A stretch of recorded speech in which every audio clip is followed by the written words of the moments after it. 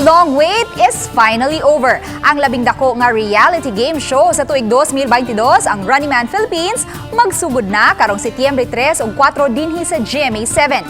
Kining milestone project mao ang labing unang co-production sa Kapuso Network ug Seoul Broadcasting System, ang labing-dako nga TV network sa South Korea.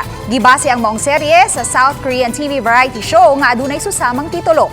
Ang host mao si Micael Daez ug ang magpakita sa ilang kahanas ug kalig-on sa nagkalain-laing kompetisyon, pagalangkuban nila ni Glyza de Castro, Ruro Madrid, Lexi Gonzalez, Kokoy de Santos, Angel Guardian ug Buboy Villar. Gani alang sa pilot episode sa Running Man Philippines, milupad pa ang cast sa Seoul diin naghuwat ang ilang unang misyon.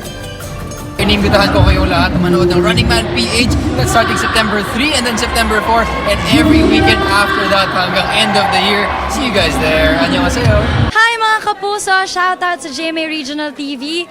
Iniimbitahan ko po kayo manood ng Running Man Philippines this September 3 na po sa GMA. Panoorin po ang Running Man Philippines this coming September 3 and 4 sa GMA Weekend Prime. Supportahan po natin and for sure, nako, paiiyakin po namin kayo kakatawa. Hello Luzon, Visayas, Mindanao. Siyempre, in-invite ko po kayo manood ng Running Man Philippines. Sabado-Linggo, 7 p.m. Huwag niyong kalimutan, pakitatak sa kalendaryo at sa iyong telepono. Thank you.